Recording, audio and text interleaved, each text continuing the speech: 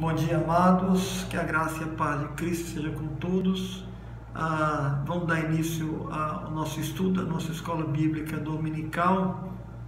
Convidá-los a pegar a tua Bíblia, abrir a palavra de Deus no capítulo 3 do livro de Eclesiastes, do verso 1 até o verso 8. Eu vou fazer a leitura, nós vamos fazer uma breve introdução, interpretar o texto, entender aquilo que o escritor está nos transmitindo. Depois eu farei algumas perguntas, e essas perguntas eu não darei respostas, mas são perguntas que vocês vão refletir e vão discutir entre vocês.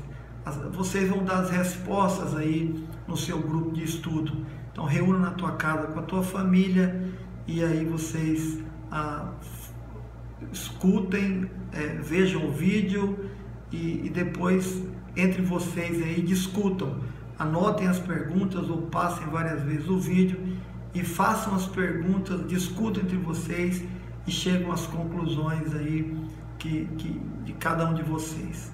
Bom, então vamos lá? Então a palavra de Deus em Eclesiastes capítulo 3 a partir do verso 1. Tudo tem o seu tempo determinado, e há tempo para todo o propósito debaixo do céu.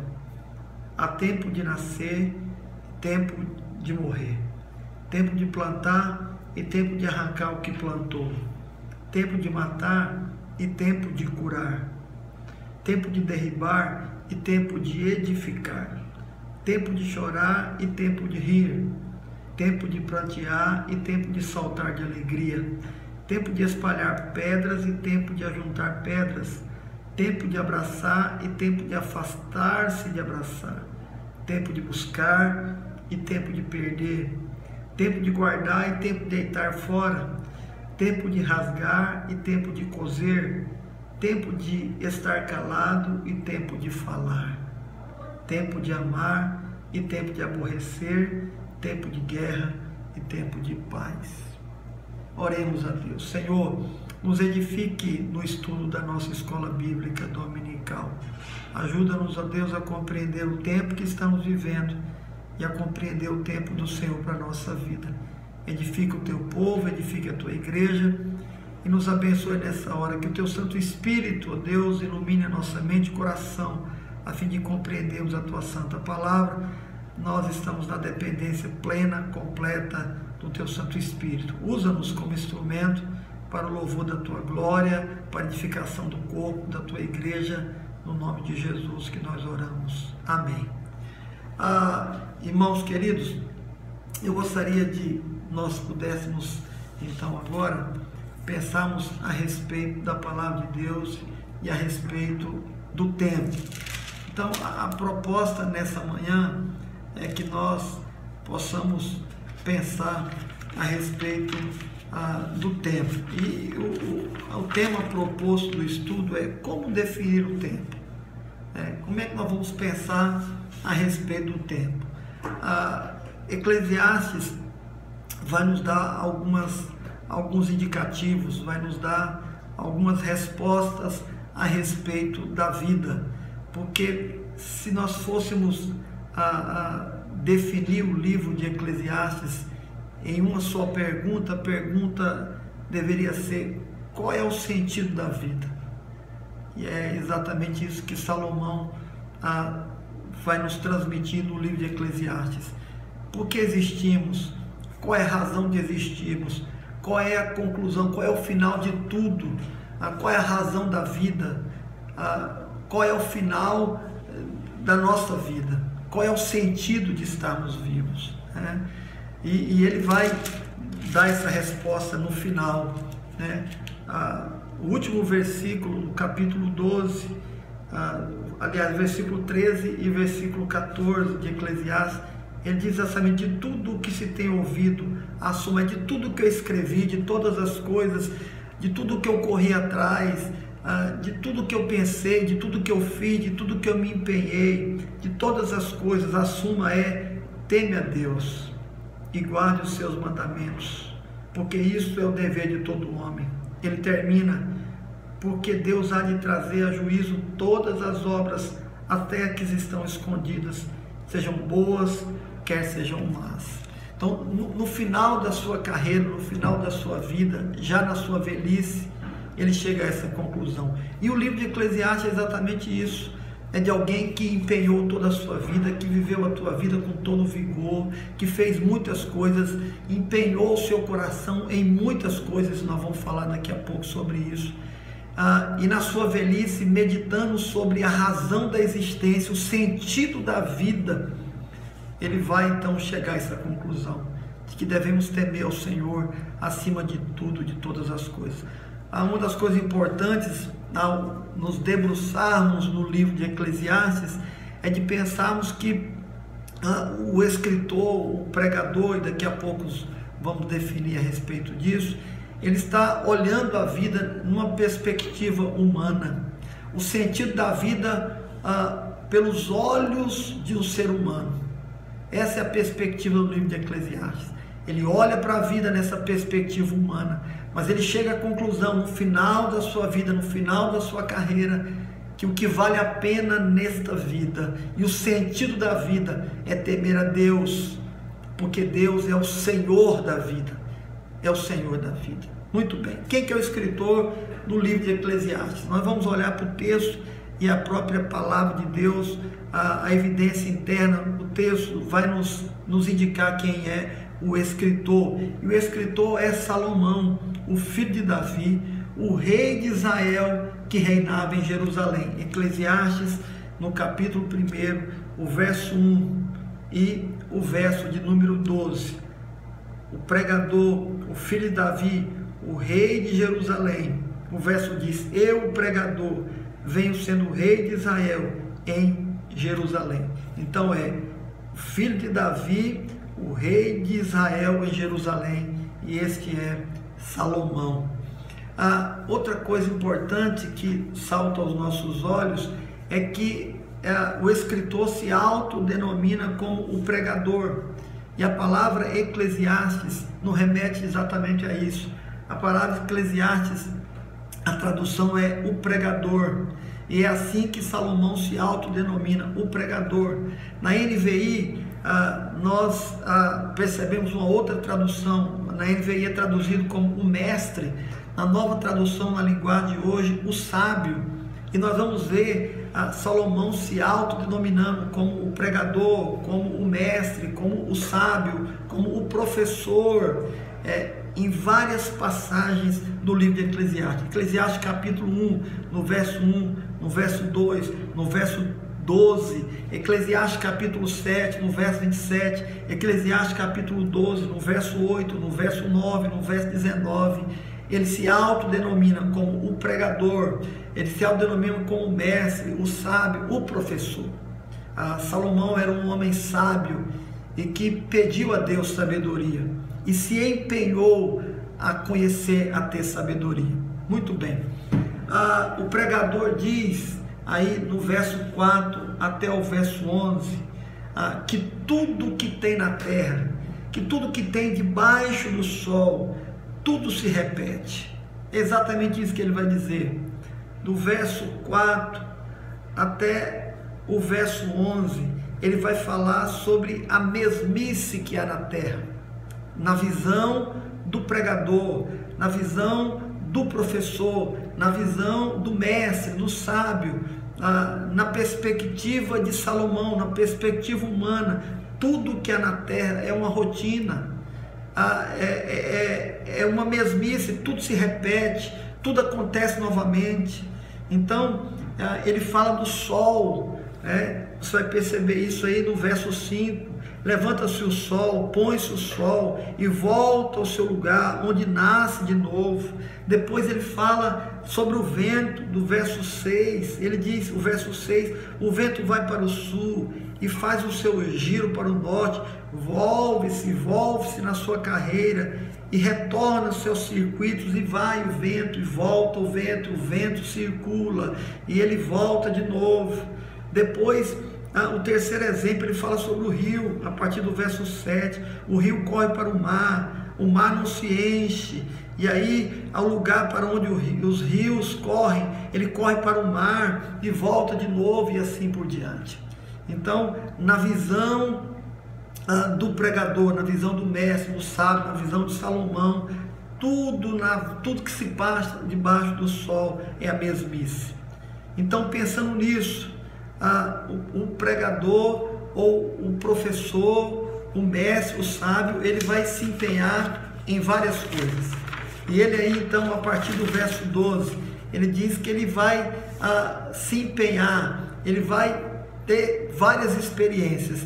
E ele diz que ele aplica o seu coração em conhecer, em se esforçar em algumas tarefas.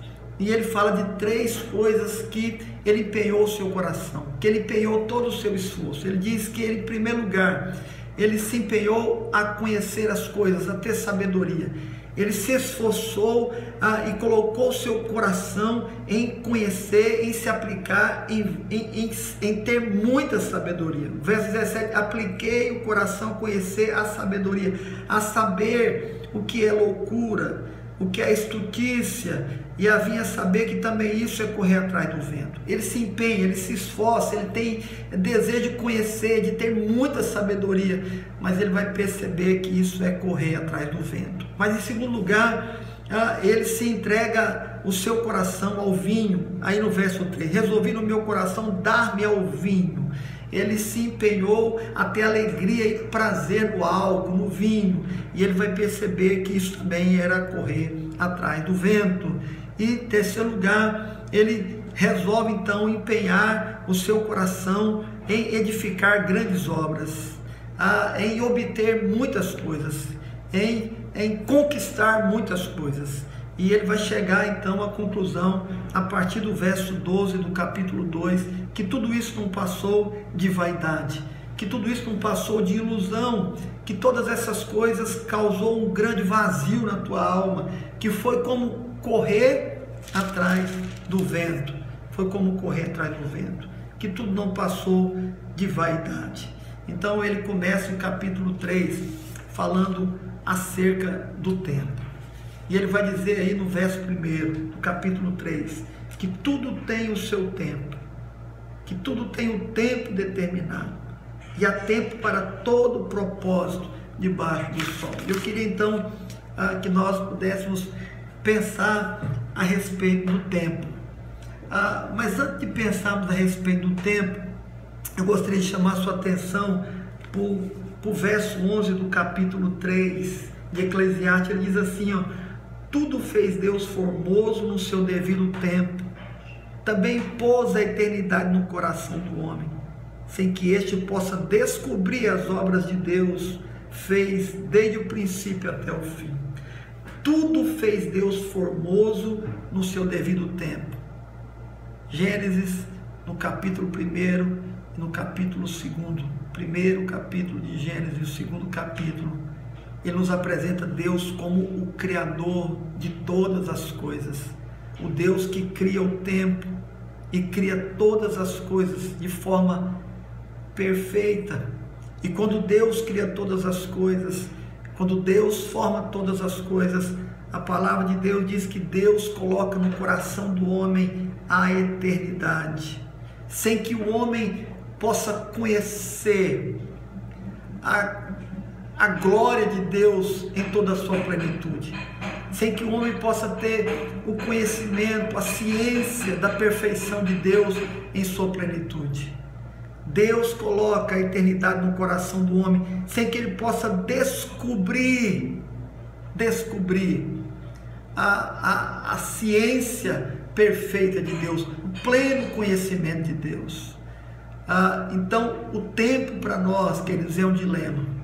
Conhecer a Deus é um dilema. Então é por isso que nós temos um conhecimento finito a respeito de Deus. Nós temos a eternidade no coração, mas não conhecemos a plenitude de tudo e de todas as coisas. Nós conhecemos em parte. É por isso que o ser humano é um insatisfeito. É por isso que Salomão diz: eu corri atrás de tudo, de todas as coisas, me empenhei, me esforcei em ter muita sabedoria, e quando isso não trouxe satisfação, eu fui até o álcool, ao vinho, e me entreguei de forma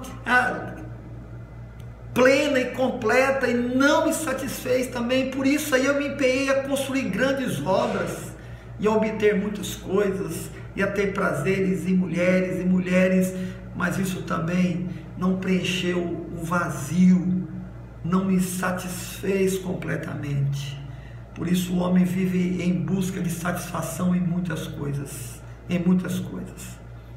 Então eu queria que nós pudéssemos pensar a respeito do tempo, queridos, porque a Bíblia diz que tudo tem um tempo determinado e há tempo para todo propósito debaixo do céu. Deus fez tudo, Deus fez todas as coisas, Deus fez o tempo e as coisas que acontecem no tempo. E o homem vive em busca de satisfazer o seu coração, em busca de muitas coisas, desenfreado em muitas coisas, e ele vai vivendo, e o tempo vai passando, e as coisas vão acontecendo nesse tempo.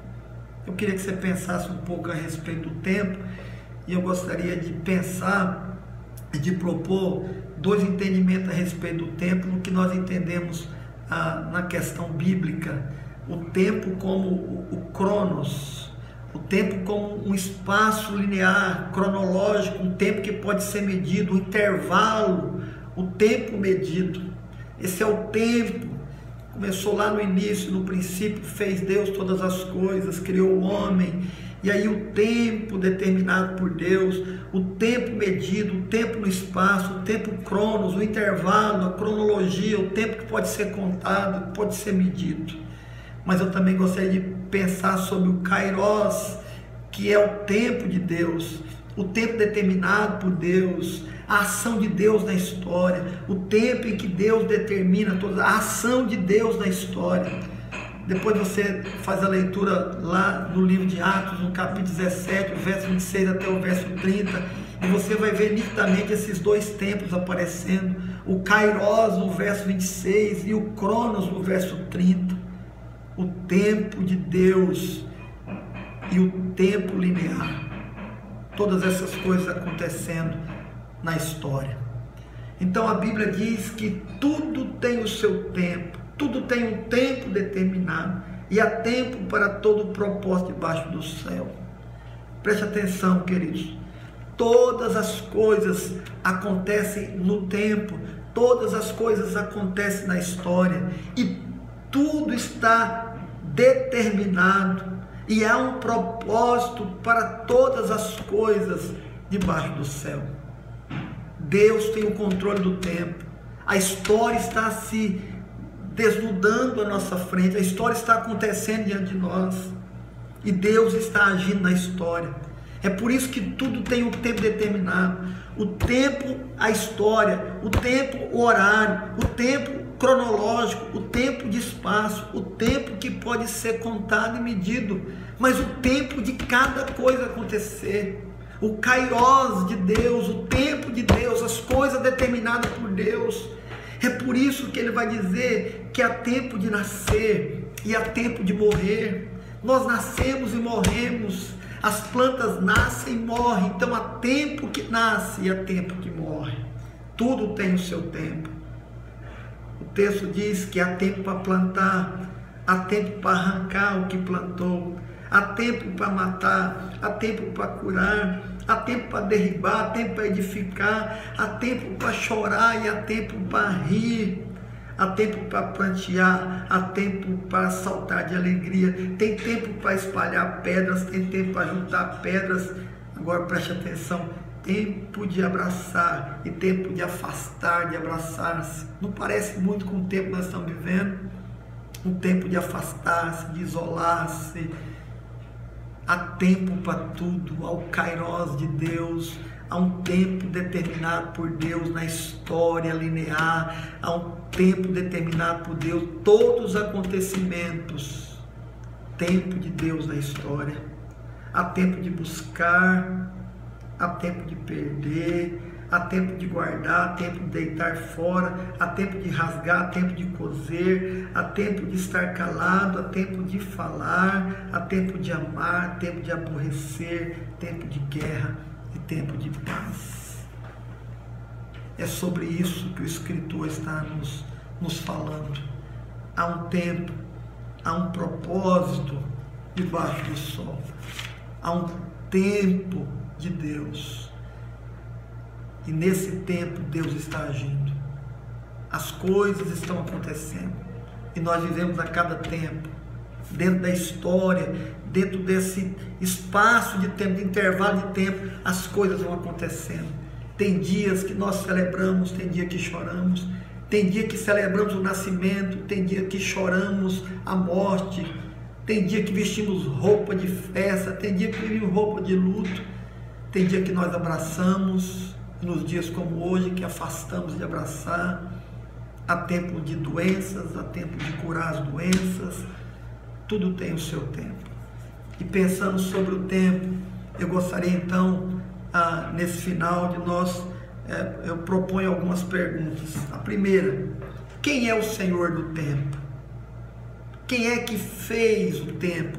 Quem construiu o tempo? Quem constrói o tempo? Quem é o Senhor do tempo? O tempo medido, o tempo como espaço de tempo, como intervalo, como cronológico. Quem é o Senhor desse tempo? Quem é que comanda, quem é que controla todo o tempo? Quem é que criou o tempo? Segundo, quem é que traz a realidade ao tempo? Quem é que age no tempo? Quem é que faz com que cada coisa aconteça no devido tempo? Cresce, morre, abraça, afasta. Quem é que faz todas essas coisas? Quem é Senhor de todas essas coisas? Segundo lugar, segundo o texto de Eclesiastes, capítulo 3, de 1 a 8, que nós lemos e meditamos, tudo acontece no seu devido tempo. Como é que você entende isso? Como é que você vai lidar com esses acontecimentos que acontecem na sua história, no seu tempo, na sua vida? Como é que você vai lidar com as enfermidades, com o luto, com a perda, com o nascimento, com as vitórias, com as derrotas? Como é que você vai lidar com isso? Entendendo que todas as coisas têm um tempo certo para acontecer. Terceiro lugar, quantas vezes eu e você já dissemos várias e várias vezes que nós não tínhamos tempo, que nós não tínhamos tempo para nossa família, porque o tempo era corrido demais, que nós não tínhamos tempo para ler a Bíblia, nós não podíamos parar para ler a Bíblia. Quantas vezes dizemos que nós não tínhamos tempo para orar, para meditar, para parar um tempo, para estarmos juntos? Quantas vezes muitos disseram: eu não tenho tempo para ir na igreja, eu tenho que ter tempo para isso, tempo para aquilo, tempo para aquele outro, eu não tenho, ou eu tenho ou não tenho tempo. E agora, irmãos e minhas irmãs, com esses últimos acontecimentos, que nós tivemos de parar, o tempo está correndo, o tempo linear não para, o tempo cronológico vai passando. Já fazem 2 semanas, são 2 domingos que nos reunimos na igreja, o tempo está passando, mas nós estamos parados. Nós nos aquietamos dentro da nossa casa, com a nossa família. E agora? Agora nós temos tempo de sobra para estar com a nossa família. Agora nós temos tempo de sobra para ler a Bíblia. Nós temos tempo de sobra para orar. Qual é a lição que nós vamos tirar sobre o tempo, queridos? Como é que nós vamos lidar com o tempo daqui por diante? O que Deus está nos ensinando a respeito do tempo? Eu queria que você meditasse em todas essas perguntas e questionamentos, que vocês debatessem entre vocês e que vocês tirassem algumas conclusões. Que Deus nos abençoe, que Deus nos ajude, que Deus nos dê graça para entendermos o tempo que nós estamos vivendo. Como é que nós vamos lidar daqui para frente, quando todas essas coisas passarem com o tempo? Como é que nós vamos lidar com o culto a Deus, com a meditação na palavra, com o cuidado com a família, com o estar junto com os irmãos? Como é que nós vamos lidar com tudo isso? Nós vamos continuar fazendo as coisas de forma atropelada, ou vamos valorizar aquilo que de fato é importante? Que Deus te abençoe, que você tenha um domingo abençoado. em nome de Jesus. Um abraço, queridos. Um grande abraço em cada um. Fique na paz de Cristo. Amém.